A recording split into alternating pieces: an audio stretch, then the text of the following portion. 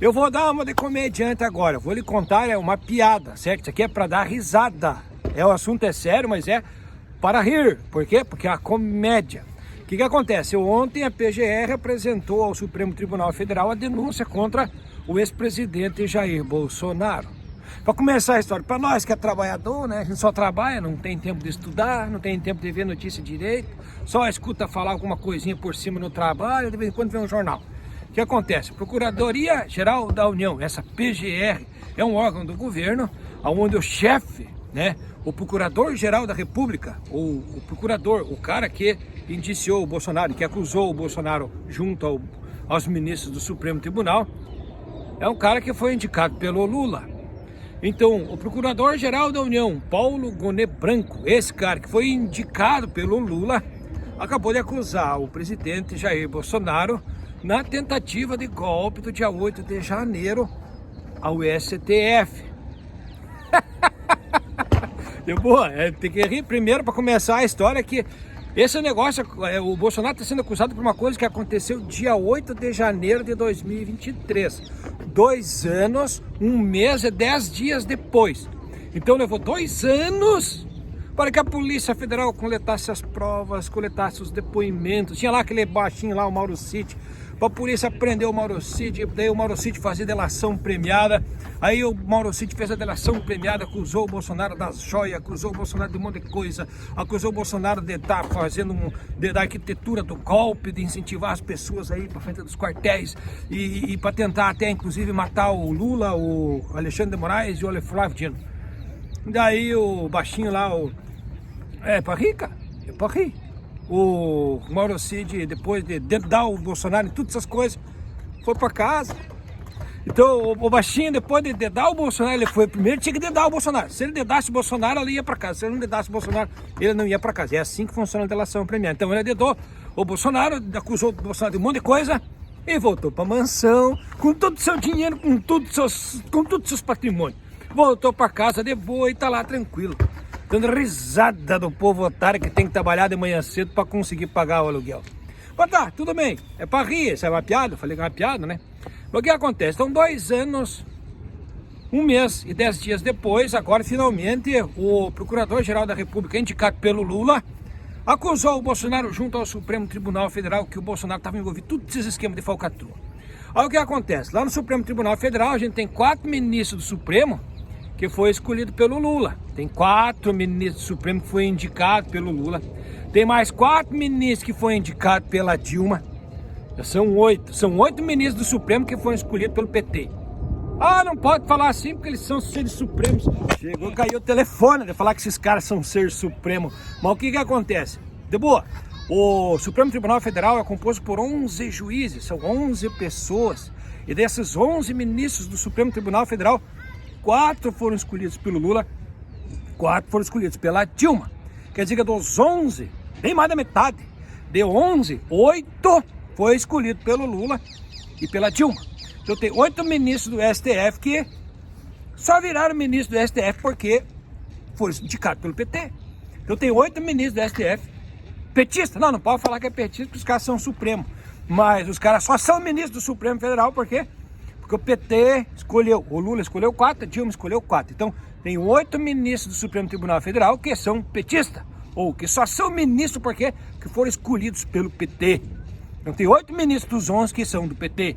Tem mais um ministro do Supremo Tribunal Federal que foi escolhido pelo Michel Temer, que é o Alexandre de Moraes. Olha só, o Alexandre, o bandidaço, né? O cara tá perseguindo o Bolsonaro. É o Alexandre. Na verdade, o Alexandre de Moraes é o ministro do Supremo mais isento de todos, porque tem 8 ministros que são do PT, né?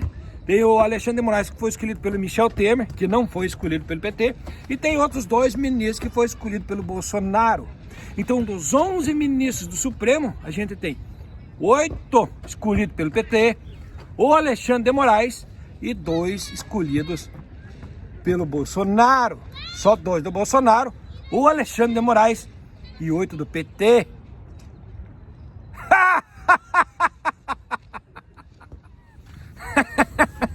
Ah, por que eu tô rindo, gente? Eu tô rindo não é por causa da tragédia do Bolsonaro, que vai ser julgado por 8 ministros do Supremo que foi escolhido pelo PT, né? E o Alexandre de Moraes que diz que tá perseguindo o Bolsonaro. Na verdade, o Alexandre de Moraes, na verdade, é o mais imune, o mais isento. Não tinha outro ministro para ser o relator dos casos aí do 8 de janeiro, porque 8 do PT são suspeitos, 2 do Bolsonaro é suspeito, então só tem o Alexandre de Moraes. É só o Alexandre de Moraes que é imune o suficiente para julgar, para ser o relator desse caso. O que é o Alexandre de Moraes? Vai ser, provavelmente, porque ele já é, né, o relator do caso.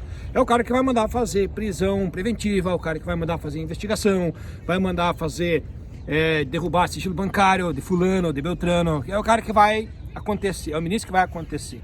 Mas tem que ser o Alexandre de Moraes. Por quê? Porque é só o Alexandre de Moraes que não foi escolhido pelo PT e não foi escolhido pelo Bolsonaro. É só o Alexandre de Moraes. Então tem que ser o Alexandre de Moraes mesmo.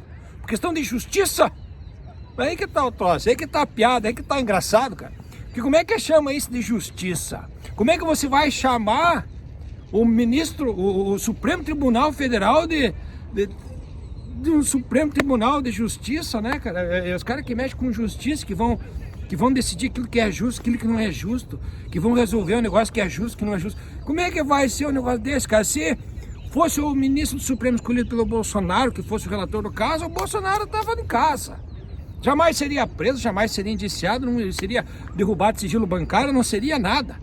Mas se fosse o Cristiano Zanin, ou o comunista do Flávio Dino, aí, meu Deus, o Bolsonaro ia estar ferrado. E é isso que o inquérito está sendo, provavelmente vai cair na mão do Alexandre de Moraes, que é o mais imune, mais isento. Só que não existe justiça quando os juízes têm partido, quando os juízes têm viés ideológico, quando os juízes devem em favor pro partido do PT ou pro próprio Bolsonaro. Como é que vai ter justiça desse jeito, gente? A justiça no Brasil não existe. Os coitados, os trabalhadores que foram juntos lá no embalo, que acamparam na frente dos quartéis, porque foram incentivados pelo velho da van, pelo pessoal do agro, pelo Bolsonaro, pelos filhos do Jair Bolsonaro, pelo Carluxo, por toda essa galera aí, por aqueles caras da Jovem Pan lá, o Rodrigo Constantino, esses loucos tudo aí.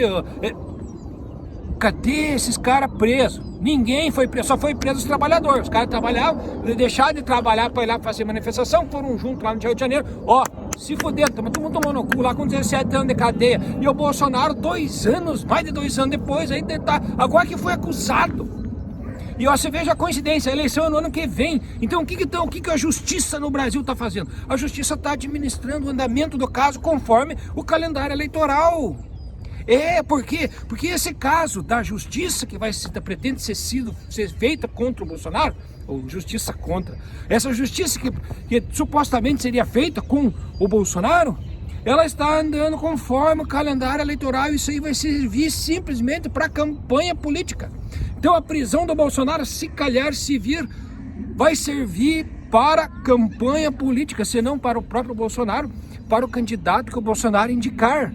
Porque a justiça simplesmente anda conforme o calendário eleitoral. E desde quando que você pode chamar de justiça um lixo que funciona conforme o calendário eleitoral? Porque a justiça no Brasil é um lixo. Como que você vai chamar esse lixo que dizem que chamam de justiça no Brasil de justiça? Não é para rir um negócio desse, não é para rir agora o Procurador-Geral da União, indicado pelo Lula, agora apresentar essa denúncia no STF, que tem a grande maioria de ministro petista. Como é que não é para rir isso daí? Como é que a gente aceita essa bosta? Como é que a gente não fala? Como é que a gente não enxerga o naipe desses caras, o naipe desses ministros, o naipe dos juízes mesmo, que assim não recebia auxílio moradia, vale creche, vale gás, vale para comprar livro, auxílio para comprar paletó, um monte de auxílio simplesmente para não contribuir com a Previdência e não pagar imposto de renda sobre os auxílios que recebem, pessoas que não têm moral para ser caixa de mercado. Como é que a gente vai largar a nossa justiça na mão desse lixo que não serve para ser caixa de mercado, que não tem honestidade suficiente para passar as compras no caixa do mercadinho? Não tem! Nem os juízes aí da tua cidade, os juízes do teu estado, e muito menos os juízes do STF. Por que a gente vai ficar aceitando que, não, se o processo cair na mão do ministro que o Bolsonaro escolheu, aí o Bolsonaro tá tranquilo, daí não tem justiça. Ou se a justiça cair na mão do ministro que o PT escolheu, que o Lula escolheu, o Cristiano Zanin, aí vai ter justiça, vai ter perseguição. Gente, a justiça tem que ser uma ciência exata. Temos as leis têm que ser cumpridas por todo mundo. Se não funcionar para o Bolsonaro, se não funcionar para o velho da van, se não funcionar a justiça para o Lula, então não deveria funcionar a justiça para os patriotas, não deveria funcionar a justiça para os ladrões de galinha, não deveria funcionar a justiça para quem sonega imposto, não deveria funcionar a justiça para tanta gente. Por que a justiça funciona para uns e não funciona para outros? Porque a justiça é um comércio.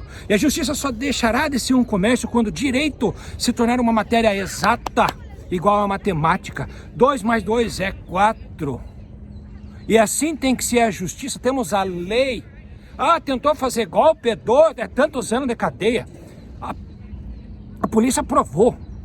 A polícia conseguiu as provas.